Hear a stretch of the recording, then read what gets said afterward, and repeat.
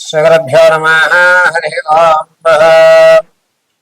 ఈశానా సర్వవిద్యానామీశ్వర సర్వభూతానాం బ్రహ్మాధిపతి బ్రహ్మణోధిపతి బ్రహ్మ శివో మే స్వదా శివోం. పంచాంగ శ్రవణం అనేటువంటిది ఉగాది రోజు మనం జరుపుకుంటూ ఉంటాం. 2026 అనేటువంటిది తెలుగు నామ సంవత్సర ప్రకారంగా చెప్పుకోవాలి అంటే కనుక మార్చి 19వ తారీఖు నుంచి ప్రారంభమవుతుంది. అయితే కొంతమంది తమ యొక్క ఆలోచన విధానాన్ని అంటే న్యూ ఇయర్ నుంచి కొత్త జీవితం ప్రారంభం చేద్దాం, న్యూ ఇయర్ నుంచి ఒక కొత్త గోల్స్ ఏర్పరచుకుందాం, ఈ న్యూ ఇయర్ నుంచి నా జీవితంలో కొన్ని చెడు వ్యసనాలు వదిలేద్దాం, ఈ కొత్త సంవత్సరం అంటే ఆంగ్ల సంవత్సరం జనవరి 1వ తారీఖు నుంచి కూడా నేను ఇలా మారదాం అనుకుంటున్నాను, నా యొక్క ఆలోచన విధానం కానీ స్థిరాస్తులు కానీ నేను ఈ సంవత్సరం నుంచి ఇంకా అప్పులు చేయడం కానీ అప్పులు ఇవ్వడం కానీ మానేద్దామని కొన్ని నిర్ణయాలు కొంతమంది తీసుకుంటూ ఉంటారు. అటువంటి వారు జనవరి 1వ తారీఖు నుంచి 2026 డిసెంబర్ వరకు కూడా ఏ విధమైన ఫలితాలు ఉండబోతున్నాయి అనేది మాత్రం తెలియజేసుకుందాం. ఇది కేవలము ఆంగ్లనామ సంవత్సరాన్ని అనుసరించి మాత్రమే మీకు చెప్తున్నటువంటి పంచాంగ శ్రవణం. జాగ్రత్తగా వినండి, గుర్తుపెట్టుకోండి. ఇది పంచాంగ శ్రవణము కాదు. పరాభవనామ సంవత్సరం జరిగేటువంటి మార్పులు కానీ స్థితులు కానీ చెప్పడం లేదు. కేవలం ఆంగ్లనామ సంవత్సరాన్ని ఆధారంగా చేసుకుని నా జీవితంలో కొన్ని మార్పులు కానీ కొన్ని చెడులు కానీ వదిలేస్తాను ఈ న్యూ ఇయర్ నుంచి అని కొంతమంది ఆలోచించుకుంటున్న వారి స్థితులు అనుసరించి మాత్రమే నీకు ఈ యొక్క ప్రిడిక్షన్, ఈ జాతకం అనేటువంటి చెప్తున్నారు. ఇది కూడా ఎందుకు చెప్తున్నారు గురుగారు, పంచాంగ శ్రవణం రోజు చెప్పచ్చు కదా అని అంటే, జనవరి 14వ తారీఖున అనురాధ నక్షత్రం అంటే జనవరి 14 బుధవారం అండి. బుధవారం రోజు జనవరి 14 బుధవారం అనురాధ నక్షత్ర సింహలగ్నం నందు సూర్యుడు మకరంలోకి మారుతున్నాడు. దీనివల్ల కొన్ని రాసుల వారు అంటే ఉన్నటువంటి 12 రాసుల్లో కొన్ని రాసుల వారికి ఆలోచనలు మారుతూ ఉంటాయి. అయితే ఈ ఆలోచన ఏ విధంగా మారబోతోంది అనేటువంటి విషయం, ఈ మారినటువంటి ఆలోచన వల్ల మీరు తీసుకునే నిర్ణయాలకి వల్ల మీరు అప్పులు పాలవుతారా, లేకపోతే విదేశాలకు వెళ్ళి స్థిరపడేటువంటి అవకాశం ఉంటుందా, లేకపోతే ఏదన్నా వివాహం జరగడం లేదు ఈ సంవత్సరం వివాహం జరిగే అవకాశం ఉందా అనేటువంటి ఖచ్చితంగా రవి సంక్రమణ తదనంతరం మనలో కొన్ని మార్పులు సంభవిస్తాయి. ఆ మారినటువంటి స్థితిని అనుసరించి మాత్రమే మీకు ఈ పంచాంగ శ్రవణం 2026 జనవరి 1వ తారీఖు నుంచి డిసెంబర్ 31వ తారీఖు వరకు కూడా నా జ్ఞానాన్ని ఉపయోగించుకుని అమ్మవారి అనుగ్రహంతో నా తండ్రి యొక్క ఆశీస్సులతో మీకు తెలియజేయడం జరుగుతుంది. ఇది కేవలం నేను చెప్పేటువంటి ఈ జాతకం కేవలము రవి సంక్రమణ ఆధారంగా మాత్రమే చెప్తున్నాను. అది కూడా గోచార రీత్యా మాత్రమే. ఇది గుర్తుపెట్టుకోండి. మనం మారాలి అంటే రేపటి నుంచి మారుతాను అనేటువంటిది ఎవరు చెప్పరు. 1వ తారీఖు నుంచి మారదాం, రేపు 10వ తారీఖు నుంచి మారదాం, ఇలా ఆ యొక్క డేట్ని కొంచెం మెన్షన్ చేస్తూ ఉంటారు. ఏవయ్యా ఇల్లు ఎప్పుడు కొందాము, నెక్స్ట్ ఇయర్ కొనేస్తానండి, తర్వాత సంవత్సరం జనవరి 10-15 తర్వాత శుభగడియలు వస్తున్నాయి కదా, రవి మారిన వెంటనే ఇల్లు కొనేటువంటి ఆలోచనలో ఉంటాను. చెడు వ్యసనాలు ఎప్పుడు మానేస్తున్నావు, రేపు న్యూ ఇయర్ నుంచి మానేస్తామండి, న్యూ ఇయర్ రోజు ఒక్కరోజు అనేటువంటి మాటను అనుసరించి మాత్రమే నీకు ఈ ప్రిడిక్షన్ అనేది చెప్తున్నాను.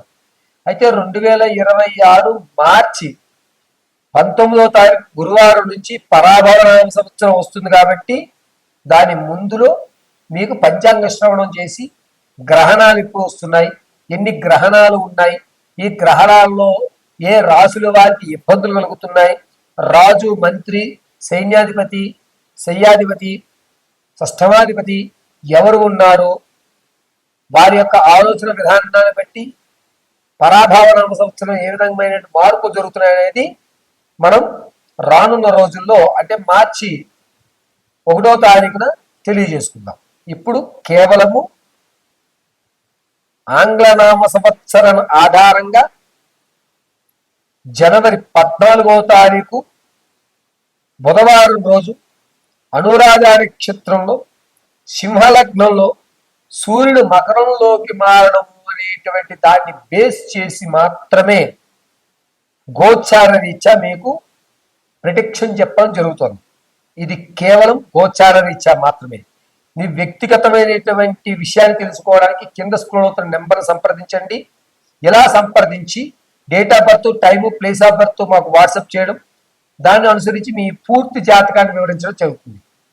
డేట్ ఆఫ్ బర్త్ తెలియకపోతే మీ యొక్క ఫోటో ఆధారంగా మేము అడిగేటువంటి 3 ప్రశ్నలకు మీరు చెప్పేటువంటి సమాధానాల ఆధారంగా మీ పూర్తి జాతకాన్ని, అసలు భవిష్యత్తు ఉంటుందా, భవిష్యత్తులో నాకంటూ ఒక కొన్ని పేజీలను నేను లిఖించగలుగుతానా, అనుకున్నటువంటి అమ్మాయిని వివాహం చేసుకోగలుగుతానా, ఆర్థికంగా నిలబడగలుగుతానా, ఆరోగ్య సమస్యల నుంచి బయటపడగలుగుతానా, ఏ విధమైనటువంటి దేవతారాధన, ఏ విధమైనటువంటి దానాలు, ఏ విధమైనటువంటి పుణ్యక్షేత్రాలు నేను ధరిస్తే నాకు లాభదాయకంగా ఉంటుంది, అందరికంటే నాకు ఒక గుర్తింపు సమాజంలో ఎప్పుడు కలుగుతుంది అనేటువంటివి పూర్తిగా మీకు వివరించి చెప్పడం జరుగుతుంది.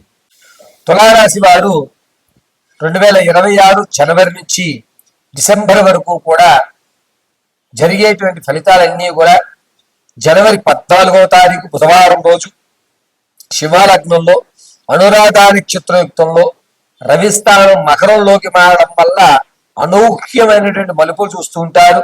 ఈ మలుపులు ఎలా ఉంటాయి అంటే, మీది కాని వ్యవస్థలో మీ పేరు రావడం, దానివల్ల ఆర్థికంగా మీరు నిలబడటం, నన్నెందుకు ఇబ్బంది పెడుతున్నారు అన్నా సరే ధనం మీ దగ్గరికి వచ్చి వాడడం,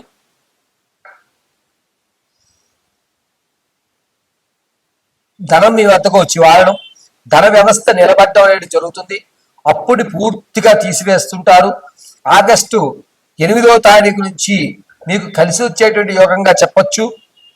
మార్చి 19వ తారీఖున ఈ పరాభవన సంవత్సరం ప్రవేశించడం, దీని తదనంతరం నుంచి కూడా నా యొక్క ఆహభావాలు, నా యొక్క వస్త్రధారణ మార్చుకోవాలి అనేటువంటి ఒక నిర్ణయానికి రావడం, అన్నట్టుగానే 10 మంది మీకు పరిచయం అవడం, మీ యొక్క వస్త్ర అలంకరణలు మారడం అనేటువంటి జరుగుతూ ఉంటుంది. సమాజంలో ఒక గౌరవం అనేటువంటి సంవత్సరం ఖచ్చితంగా మీకు కలుగుతుంది. అపజయాలు మాత్రం ఆగస్టు నుంచి సెప్టెంబర్, నవంబర్, డిసెంబర్, ఈ August, September, October, November, December, ఈ 5 నెలలు కూడా పరాభవాల మీద పరాభవాలు జరుగుతుంటాయి. అయినా సరే వాటిన్నింటినీ తట్టుకుని మీరు నిలబడతారు. అది కూడా ఇంట్లో ఉన్నటువంటి వారే, సొంత బంధువులే మీ మీద నేలాపరిందులు వేసి మిమ్మల్ని ఇబ్బంది పెడుతూ చాలా జుబిత్సాకరమైన మాటలు మాట్లాడుతుంటారు. కానీ మీరు మాత్రం ఏసమెత్తు మీ యొక్క ఆత్మవిశ్వాసాన్ని కోల్పోకుండా ఉంటారు. ఇలా కదా ప్రతి మనిషి జీవించాలి, క్షణకాల ఆవేశాలు తీసుకోకూడదు అని మిమ్మల్ని రోల్ మోడల్గా చూపించేటువంటి అవకాశం కూడా ఈ 5 నెలల్లోనే జరుగుతుంది. ఈ 5 నెలల్లో మీరు అనుభవించేటువంటి ధన వ్యవస్థ పరంగా ఇబ్బందులు పరమశివుడికి తప్ప ఇంకెవ్వరికీ తెలియదు అన్నట్టుగానే ఉంటాయి. కాకపోతే ఇక్కడ ఒక విషయం ఏమిటంటే, నవంబర్ నెలలో 14వ తారీఖు నుంచి డిసెంబర్ 3వ తారీఖు మధ్యలో మాత్రం ఒక అవకాశం, అంటే మీ యొక్క ఒత్తిళ్లు తగ్గించుకోవడానికి KSAB ఈ 4 అక్షరాలతో ఉన్నవాళ్ళ పరిచయం ఏర్పడటం, దీనివల్ల కాస్త మానసిక ఆనందం కలగడం అనేటువంటిది తులారాశి వారికి జరుగుతుంది. తులారాశి వారికి ఈ సంవత్సరాంతం కూడా మొదటి 6 నెలలు కూడా ఆనందదాయకంగా ఉన్న, చివరి 6 నెలలు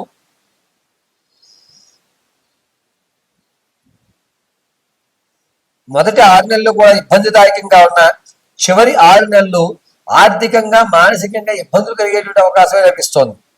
పైగా అక్టోబర్ నెలలో మిమ్మల్ని ఇబ్బంది పెట్టేటువంటి వ్యక్తులు మన ఇంట్లోనే ఉంటూ మిమ్మల్ని అనేక రకాలుగా ఇబ్బంది పెట్టేటువంటి అవకాశం కలుగుతూ ఉంటుంది.